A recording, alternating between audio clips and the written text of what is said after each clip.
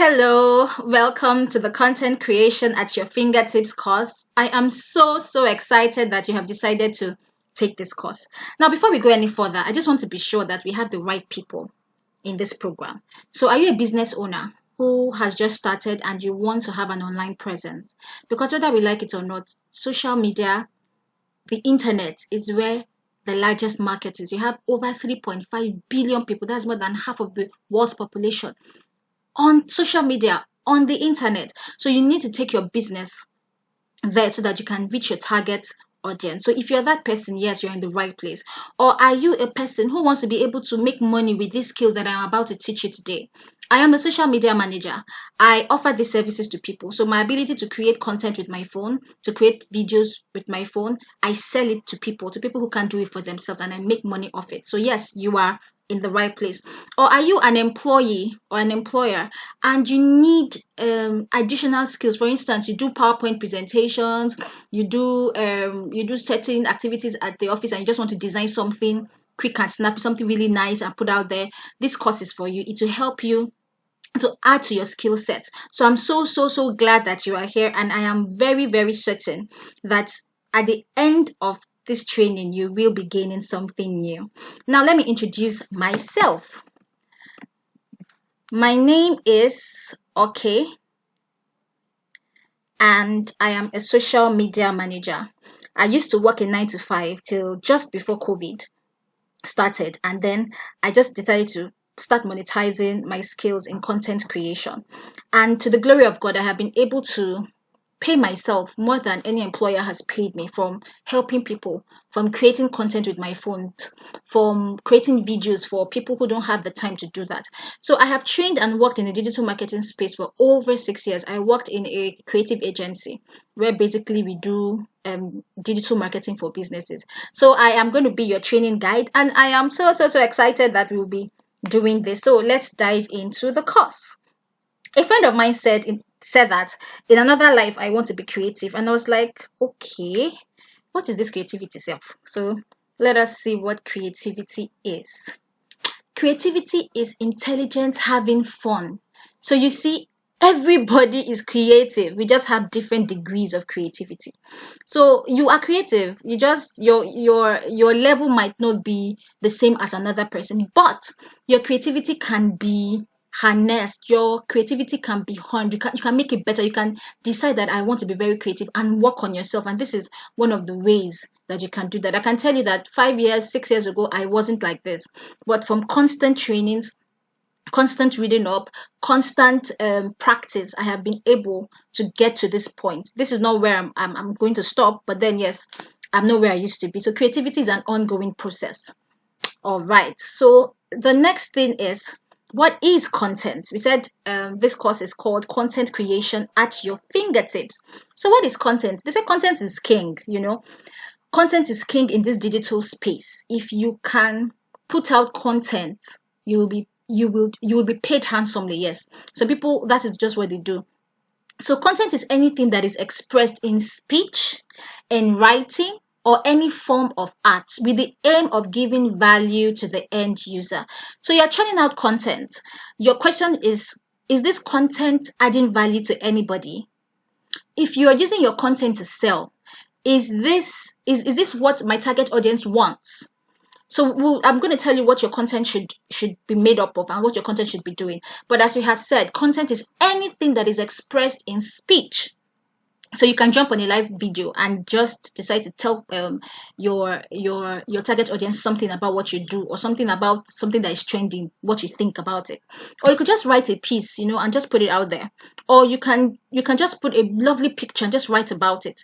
So all of this is content, but good content has the objective of giving quality value to the end user. All right, so we have settled that. Now, what is content marketing? But if you're going to create content with your phone, you're actually marketing it. You're actually trying to get the attention of people. You're actually probably trying to sell your product or services. So what is content marketing? Content marketing is a type of marketing that involves the creation and sharing of online materials such as videos, blogs, and social media posts that does not explicitly promote a brand, but is intended to stimulate interest in its product or services. What is this saying? So content marketing involves creating and sharing of online materials such as videos, social media posts and all of that, but not really because you want to sell.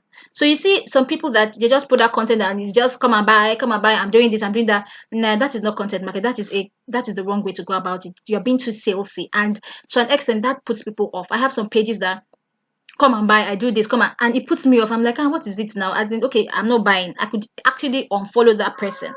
But if you are churning out content because you want to stimulate my interest about something, for instance, I am a social media marketing professional. So what I do on my page is just tell people about social media. So I'm not going to be coming to you and like, my name is okay, and I can manage your post for you every day. There are days that I have to do that, yes, so that people know what I'm about. But then my content is just to help people know that, see, social media is a good tool. Social media is a necessary tool for today's business. So I stimulate the interest of people. I help people understand that it is possible to put your business out there and to make money online, and I'm going to show you how. So I stimulate the interest of people in my product or services and not necessarily sell to them at all times. So now this is a very interesting slide. It's going to blow your mind. So these are the social media platforms. I picked about 5 of the really very popular ones. So I broke down the number of users for each platform. So let's start with Facebook. Facebook has over 2.5 billion people using Facebook. 2.5 billion active users on Facebook. Now, which markets in Lagos can you have that much people that you can reach at once? That's a question. Which market in Lagos? And this market that we're actually seeing here is not local, it's international. So I have friends that have products on Amazon, people that sell, and they sell their things on Amazon. That's the power of the internet. That's the power of social media. So you have Twitter, you have over 330 million active users on Twitter. Then you have Instagram. Instagram has over 1 billion users. WhatsApp has over 2 billion users. YouTube has over 2 billion users. We have Telegram. Telegram has about 336 million. We have Pinterest. Pinterest has about 443 million active users. Now, this is where you have to be. Your product has to be here. People on these platforms need to know who you are. You need to have a voice on these platforms. Now, I'm not saying go and create accounts in all of these platforms. No, there's another course I'm going to take, which is how really to set up your social media for your business. So out of all these platforms, you're going to sit down and you're going to study what kind of people hang out there, and does your ideal client hang out in any of these places? Because wherever they hang out is where you want to put your business. So if I am a makeup person, a makeup business, I really do not have any business being on Twitter or LinkedIn. Do you get what I'm saying? Except if I want to talk to corporate people, so I want to talk about how to make up for the corporate world, of which being on LinkedIn as a makeup artist is limiting. I will just reach a certain kind of people and not really a large market. So as a fashion business, your best bet is Instagram. Actually, another best bet is Pinterest, because these platforms are visually driven. So you have pictures, they go by pictures, how your pictures look. You can do videos, short videos of how-to videos, DIY videos on these platforms, and then if you sell real estate, your best bet is a Facebook, because you have the older generation, the people with the money that can sink 1 billion into acquiring a property. So you want to be on Facebook. For a real estate company, you also want to be on a LinkedIn, because you have corporate organizations that probably will want to buy property or rent property for their staff or something like that. So you get the drift. So for every business, you have to determine what platform you have to be on. Not every platform is for every business. All right, and if you need more on that, we could actually have a one-on-one, so I can put you through. So our next slide says, what should your content do? I said earlier that I was going to tell you what your content should do. So your content, aside from the fact that it's adding value, your content should educate. So your content is either educating. If you're putting out a content, you should be able to answer these questions. Am I educating people on something? Am I exciting people about something, or am I engaging? Sorry, the last one is engaging. Am I engaging people on something? For instance, during the NSAS protests, a lot of posts was going out there to engage the audience, to feel the pulse of the people, to see what people really had to say and all of that. So your content is either educating us on something, or is either exciting us about something, or is either engaging us on something. So let this be at the back of your mind all the time. Am I educating? Am I exciting? And am I engaging? And you have to have a mix of all of this. So you don't want to bore your audience by just educating. No, sometimes put a funny video, let us laugh. And I found out that from my experience, the post that is engaging, like I put up a post for a client where this a grandmother and her grandchildren were dancing, and it did absolutely. I had over my reach was over 1,000. I didn't promote or boost or anything. I just put it out there, and it was over 1,000 people saw that. Unlike my normal post that would probably be 300 and something, and all of that reach. So your content should either educate, should either be exciting us, or it's engaging us on something, probably something trending. Like I think what is trending now is this oppressed man's death, and the fact that his first wife that he had left for 35 years and the children of the second one, they're just having a fracas. So you could engage us and like, okay, what do you think about writing a will? Do you have a will? You could just, your content for that period when it was trending could be around that topic. So now let's move on to the nitty-gritty of our training. This is the meat. So I want to introduce our different creating tools. So we have Canva. Canva is a very popular tool. So what can we use Canva for?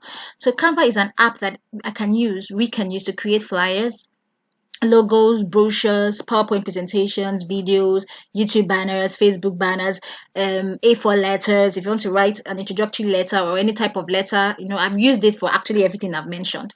If you want to, I've said brochures. If you want to write letters, if you want to do an ebook, I've done ebook for a couple of my clients using Canva. No biggie, as in I have a client who used Canva for her ebook, and then she's going to use it to grow her email list.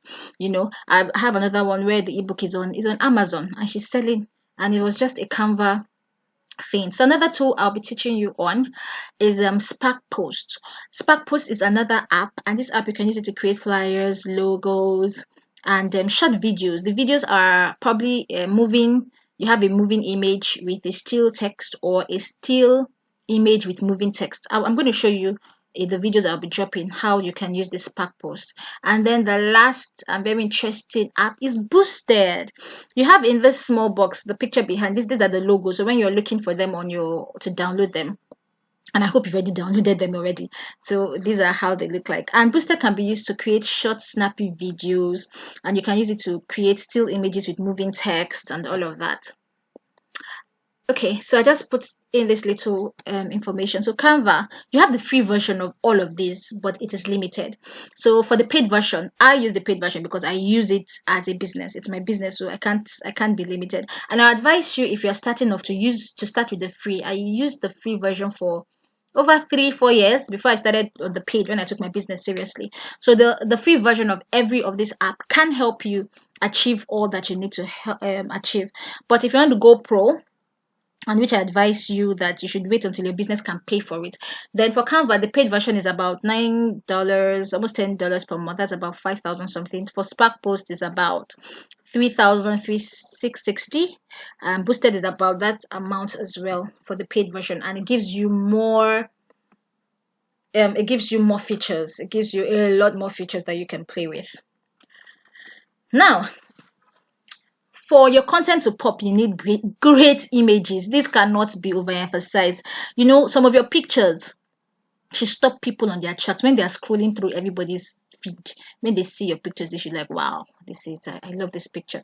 So for your content to pop, you need great images. And where can we get free high definition HD images? So I've listed here 6 platforms or sites that you can get these images from. Number 1 is on splash.com. Number 2 is freepik.com. Number 3 is pixels.com. Number 4 is nappy.co. Nappy.co is for people that are of color. So if you need to have people of color, black people pictures, yes, nappy.co.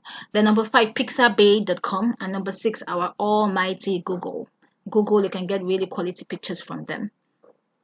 Then some design tips you should keep in mind. There's nothing as good as, seeing a picture and everything is just looking well put together, well structured, well laid, as in the layout is exceptional, the alignment, the font is well aligned and just looks appealing to the eyes. You just want to stare at it all day. So some design tips to keep in mind include: one, always plan ahead what you want to communicate. Don't do rush, because when you rush, the designs look rushed. So plan ahead. What do you want to communicate? So as a business, so if I'm planning the content for my clients, I do it weekly. So I probably weekends I'll plan out the content for the whole week that we are entering. So I write the copies, I'll look for the graphics, and now fix it up how I want it to look. Then number two, be simple. They say less is more. The minimalist thing is just trending, and it looks good when it's just simple and you're communicating your information, whatever you want to communicate, in plain simple terms, so nobody misses it. There's nothing detracting from your image. You can get what you're trying to say with your graphics. Then number three, color communicates the tone of your message. Be consistent with a theme. As a business, you need to come up with a color palette. If you go to my pages, you see that there's a theme. I have a color theme, and my color is in sync with my logo. So anything that I'm doing, there's a color theme that I'm following.